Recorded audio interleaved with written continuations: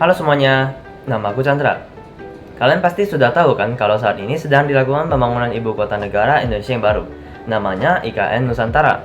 Ibu kota kita yang baru ini nantinya akan menjadi kota hijau dan berkonsep masa depan loh. Keren banget bukan? Tentu saja. Apalagi mengingat kalau dana yang dikeluarkan untuk pembangunan IKN ini tidaklah sedikit, melainkan banyak pakai banget. Dana yang dikeluarkan untuk pembangunan IKN ini sendiri bersumber dari APBN dan investasi dari para pelaku usaha di Indonesia bahkan dunia. Dari APBN sendiri, hanya digunakan sebanyak 19% yang diperkirakan sekitar 88,54 triliun hingga 92,34 triliun rupiah. Sedangkan 81% sisanya berasal dari investasi para pelaku usaha yang diperkirakan sekitar 377,46 triliun hingga 393,66 triliun rupiah. Kenapa dana yang digunakan dari APBN cuma 19% sih? Jawabannya mudah sekali. Hal ini supaya kebutuhan negara dan masyarakat yang lain tidak ketinggalan dan tetap bisa dijalankan. Karena APBN sendiri tidak bisa hanya difokuskan buat IKN ini saja. Angka yang sangat fantastis bukan? Tentu saja, karena ini merupakan mega proyek yang akan dijadwalkan berlangsung secara bertahap, alias multi-years. Pemerintah sendiri membaginya dalam 5 tahap dan direncanakan tuntas pada tahun 2045.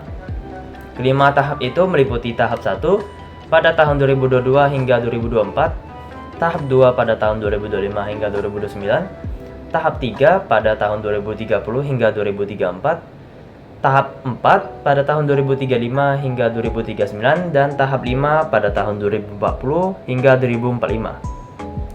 Khusus untuk tahap 1, pembangunan IKN membutuhkan investasi sebesar 466 triliun hingga 486 triliun rupiah.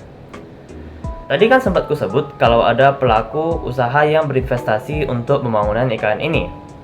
Nah, di antara banyaknya investor itu terdapat 10 investor yang tergabung dalam konsorsium Nusantara yang siap membenamkan dana sebanyak 20 triliun rupiah loh.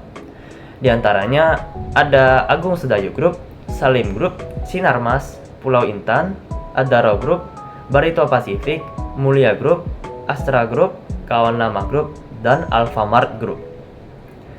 Selain beberapa investor di dalam konsorsium tersebut, terdapat juga beberapa investor yang turut terlibat di dalam proses pembangunan di sektor perhotelan, shopping mall, rumah sakit, pendidikan, dan perkantoran seperti Pakuan, Marriott, Jambulu, Fasanta, Hermina, dan Jakarta Intercultural School.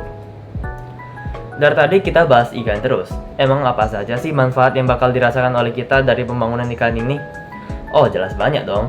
Manfaat pertama yang akan kita rasakan tentu saja, seperti yang sudah saya sebutkan di awal video ini tadi, yaitu IKN Nusantara akan menjadi kota hijau yang berkonsep masa depan. Jelas, ini merupakan hal baru yang akan menjadi pencapaian besar bagi Indonesia. Sudah mah kita dapat menjadi contoh bagi negara lain dalam menjaga lingkungan, kita juga bisa berkontribusi dalam mengatasi masalah lingkungan global saat ini loh. Lalu manfaat selanjutnya adalah diharapkan IKN Nusantara ini bakal menjadi pencapaian pemerintah untuk mewujudkan pemerataan pembangunan ekonomi berkelanjutan di Indonesia.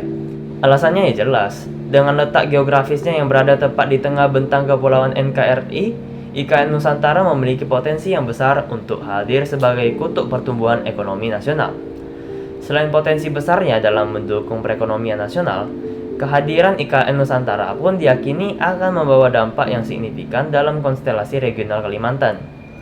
Kayak kota-kota di sekitar IKN seperti Kota Samarinda dan Balikpapan bakal ikut mendapatkan dampak positif dari adanya pembangunan IKN ini.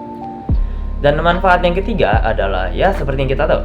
Saat ini Jakarta sedang menghadapi banyak masalah seperti polusi yang berlebihan, urbanisasi yang meledak, dan sekarang ditambah lagi sama isu bahwa Jakarta pada beberapa tahun yang akan datang bakal beresiko tenggelam karena kenaikan permukaan air laut.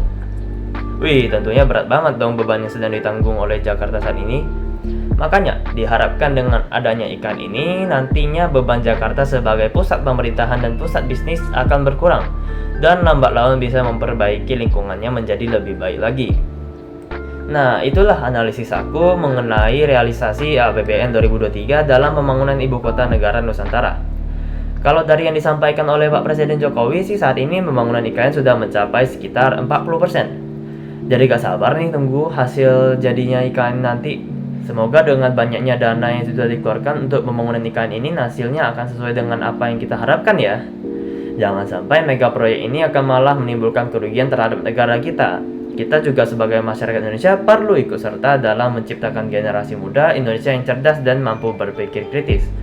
Biar kita bisa ikut terlibat dalam memajukan Indonesia menjadi negara yang mampu mengelola sendiri kekayaan alamnya yang melimpah dan menjadikan masyarakat Indonesia makmur.